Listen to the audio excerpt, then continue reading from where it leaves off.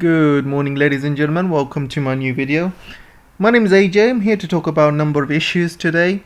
First issue I'm going to be talking about is a couple of Ukrainian refugees. Well, actually, there's about, I believe, 114 of them, which are being made homeless in Britain because they have been kicked out by their hosts.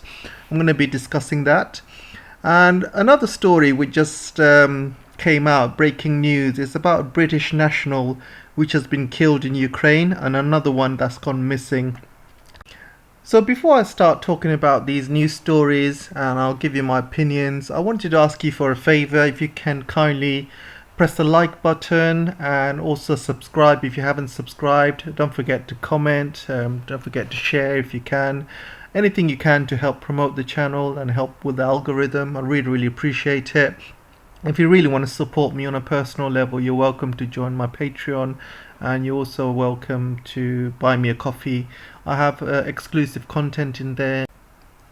I'm going to also have some exclusive content in there.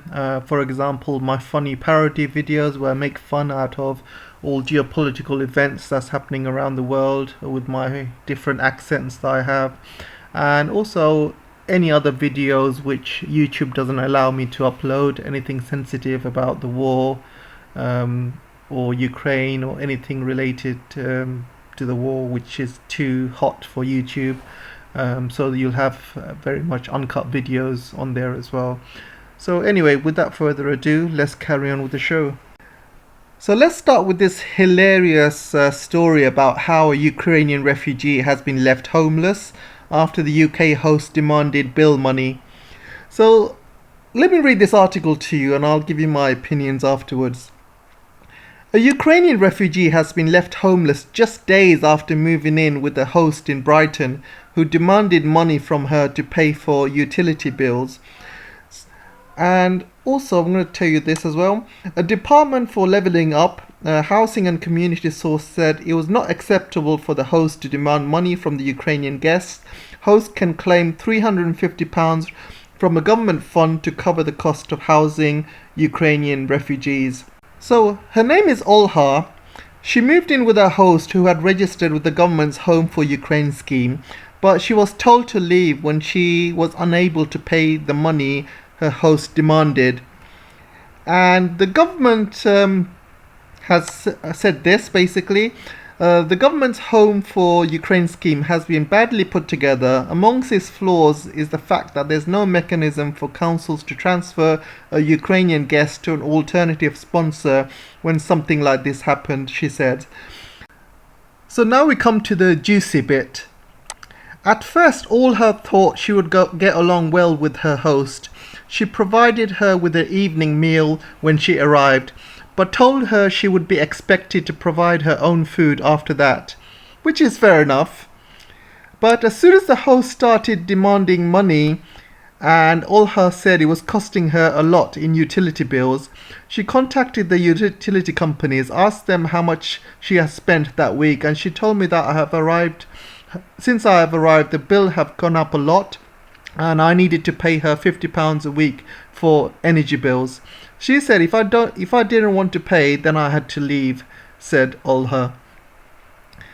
And I felt so upset. I thought it would be better for me to stay at home in Ukraine so I wouldn't experience anything like this.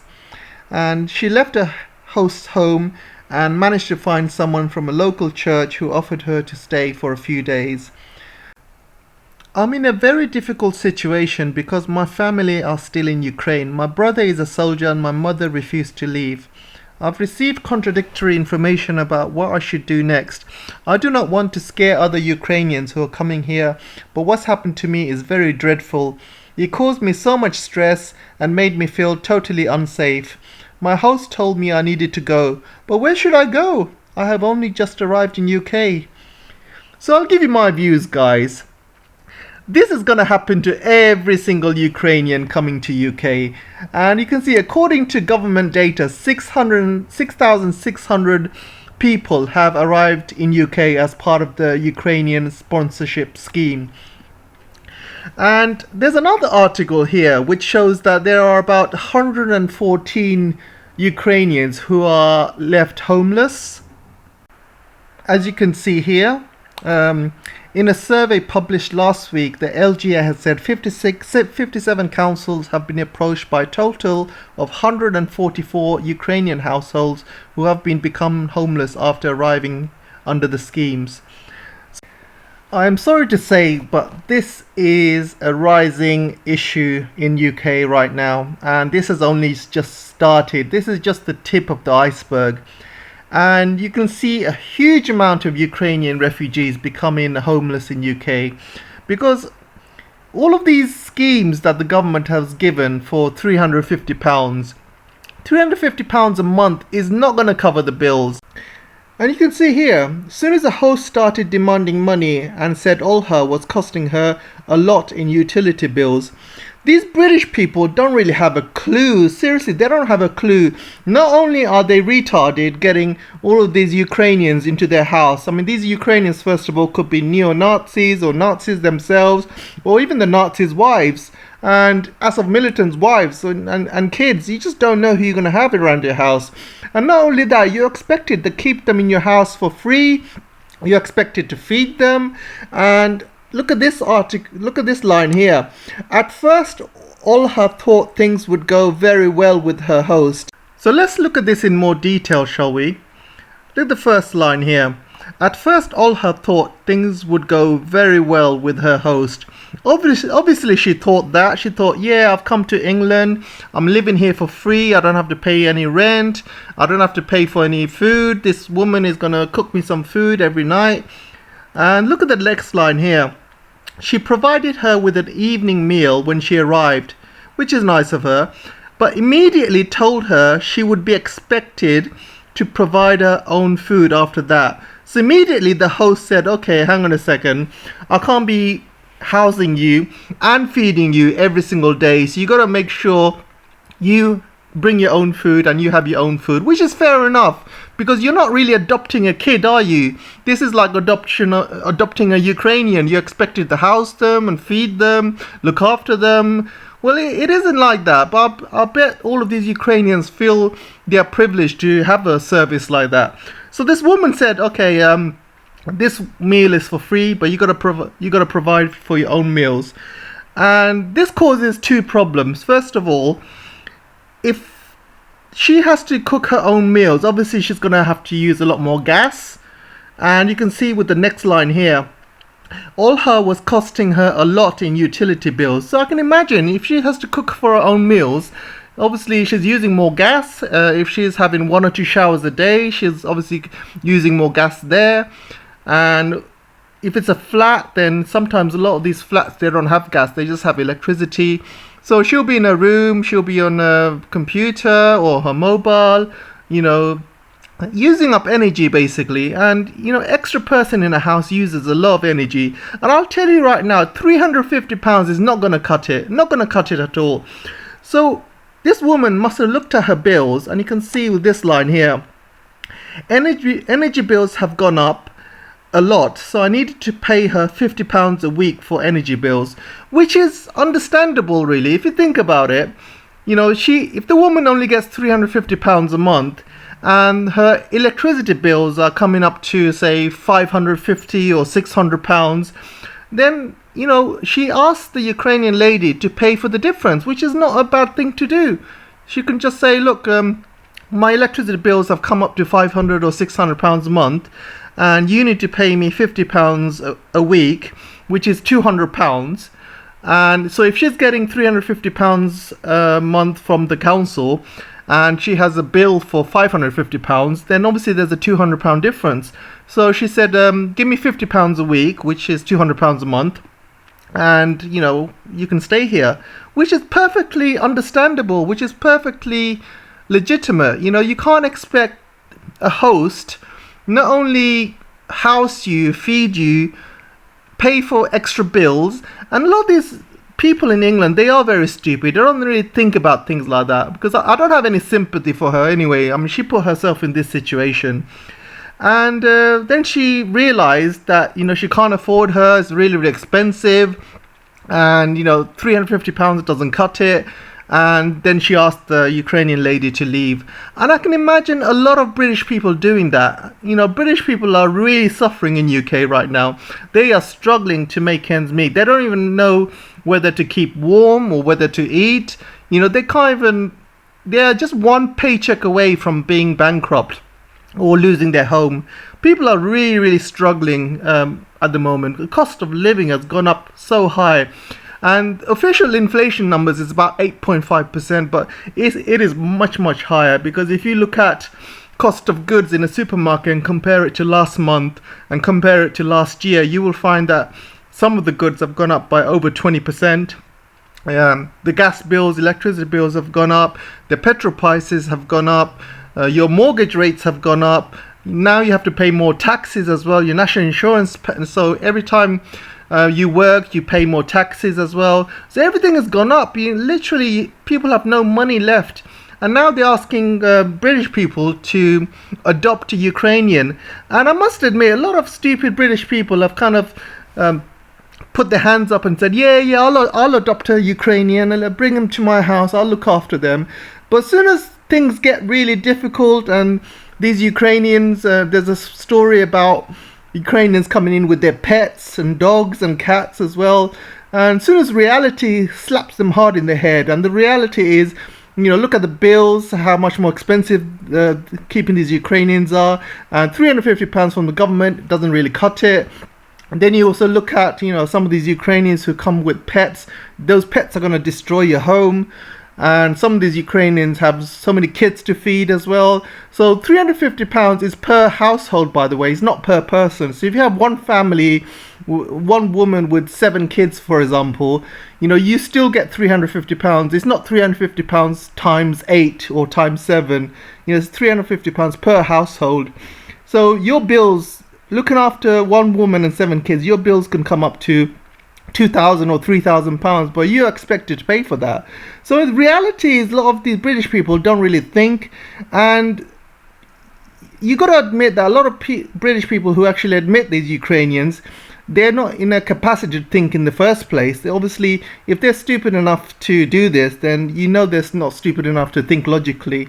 So a lot of British people who probably were gunning for like looking after Ukrainian in the first few months, and a lot of them probably are realizing that they've been lied to by the government. And I'm sure a lot of British people who at first were very anti-Putin and anti-Russia and pro-Ukrainian, and a lot of British people are looking at the situation, looking at alternative news sites, looking at YouTube channels like myself and others as well, looking at George Galloway, looking at the Duran, and they're realizing they've been lied to by the government, and they've been made to look like idiots.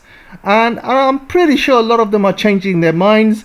Word does spread in England, because a lot of people do socialize in England. They go to the pubs and they talk about it, and I'm pretty sure they will be exchanging stories, nightmare stories about Ukrainians living in the house and what they're up to, or how bad they are, and how many showers they have in a day, how much food they're eating a day, how much electricity bills are. And it's a nightmare. It's going to be an absolute nightmare for some people. Absolute nightmare. And the government hasn't really thought about this. And they haven't thought about what's going to happen to all of these Ukrainians who come into England and they get kicked out. And anyone that gets kicked out, that's it. You know, there's no plan for what's going to happen next. Because they can't be given a house in UK. They can't be given any flats. Because I know England, and I'm pretty sure that the waiting list in UK for flats or houses is over 2 years. I mean, I know single mothers with 2 kids who are staying in hotels waiting for a house to be given to them by the council, and they have been waiting for over 2 years.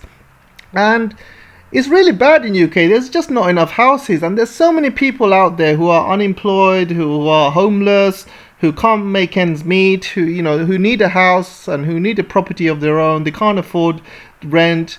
And there's like a 2-year waiting list for people who need houses, it's including a lot of single mothers with kids. And you cannot have a Ukrainian jump the queue. You cannot. The council cannot just give a house to a Ukrainian. It just doesn't work like that. So there's 2 options here. Either these Ukrainians will be sent to Rwanda which I probably think will happen, or I'm pretty sure a lot of these Ukrainians will come to UK. They'll be kicked out and they'll probably want to go back to Ukraine. That's probably what's going to happen.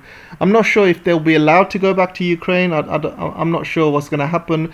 But one thing I'm sure about is a lot of Ukrainians will end up homeless.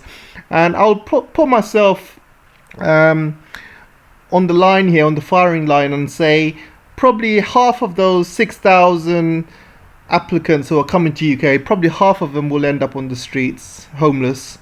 And this is just this week, by the way, only 6,000 applicants which have applied so far and have been accepted. Don't forget, there is still a big waiting list of Ukrainians still to be arrived. They're giving numbers of up to 80,000 to 100,000 in total over the next few months. So that number could rise significantly. And even if half of those end up homeless in UK, that's a big number of Ukrainian people ending up homeless in UK. And it's not just UK. I'm pretty sure it's going to be happening all over Europe as well. Pretty sure that a lot of people are going to be fed up of Ukrainian refugees, and they'll be like, you know what, I'm not going to do any more favors now. I've realized that the government has lied to me. I don't want to keep any more Ukrainians in my house. And a lot of people will start waking up soon over the next few months, and you'll see a lot of Ukrainians on the streets. And yeah, so I'm not sure what will happen to them. Either they'll get sent to Rwanda or they'll just go back home to Ukraine. Either way, I'm pretty sure the British people are going to be sick of them. Now brings me to the second story of the day. So this one says British national killed in Ukraine. And it says here, a British national has been killed in Ukraine and a second is missing, the UK Foreign Office has said. And don't forget the 2 other British people who are held captive by the Russians as well. So there's 2 POWs in Russia as well. So that's 4 in total and 1 dead and 1 missing, obviously. And I'm just looking at this second line here. The Foreign Office spokesman said he was supporting the families of both people. So my question is, why is this guy supporting the families of both people? Why? Because they're not British servicemen that are being killed in British wars, are they? These are, mercenaries that have gone to Ukraine. And what the hell did they expect? Call of Duty or something? Did the families not expect that these mercenaries that go to Ukraine, fight the Russians, do they expect that they're going to come back alive? Did they expect this is going to be like Iraq or Afghanistan, where you can pot shot civilians from a distance and call yourself a sniper? Or play a computer game and, walk around the streets killing Russians? Is that what they think it was? I mean, what did these bloody families expect? And I just can't believe the Foreign Office spokesman said he's supporting the families of both people. Why is he supporting these families? If these mercenaries had gone to Iraq to fight British troops or British soldiers or American soldiers, what do you think that would happen then? These families would be victimized and they'd be kicked out of the country. Absolutely ridiculous. Can you see the double standards here? They're not even British servicemen. They're not even fighting for Britain. They're not even gone to war for Britain. And they are pretending like they're supporting the families of both these guys that got killed. Well, one of the guys that got killed, the other one's missing. You can presume he's dead anyway. Oh my god, this is absolutely ridiculous. And Liz Truss, you gotta blame Liz Truss for this, because she's the one that said, oh, it's okay for British servicemen to go and fight in Ukraine. And now the Foreign Office is looking after the families. This is absolute sickness. This is absolutely ridiculous. Out of taxpayers' money, they're looking after these families who, they know these guys have gone there as mercenaries. They're not gone there as UK nationals or UK soldiers. So I have just refreshed the page and this guy's face came up, and sounds like this guy's name is called Scott Sibley, and who is understood to have been fighting for Ukrainian forces. Obviously he's gone there to fight with the Ukrainian forces. Which other forces is going to go there and fight for? And I'm just looking at this and I just can't believe what it says here. And it says here, tributes have been paid online to Mr. Sibley, who is understood to be a former member of the British Armed Services. I don't understand why people are giving him tributes, to be honest, because who is he really gone there to fight for? He's not gone there to fight for the Ukrainians. He's not gone there to fight for the British. He's probably gone there to fight for Biden. He's gone there to fight for Stoltenberg. He's probably gone there to fight for Ursula. But he's not fighting for Britain. He's fighting for their lies and their propaganda. Americans and NATO is using every ounce of Ukrainian blood for this battle against Russia, this proxy war against Russia. Every ounce of Ukrainian blood. And now every ounce of mercenary blood as well. And then you got this. 3 former members of UK Special Forces were reportedly killed in March during Russian missile attack on a military training centre near the border with Poland. But this was never confirmed. I'm pretty sure there's a lot of British soldiers that are being killed or dying or dead that the British government has not reported yet. There could be a lot of British soldiers dead in Mariupol, in underground bunker. And the only reason the news hasn't come out yet because there's nobody to verify this information. There could be British soldiers being killed in Donbass, for example. And again, news from about his death has probably not reached Kiev.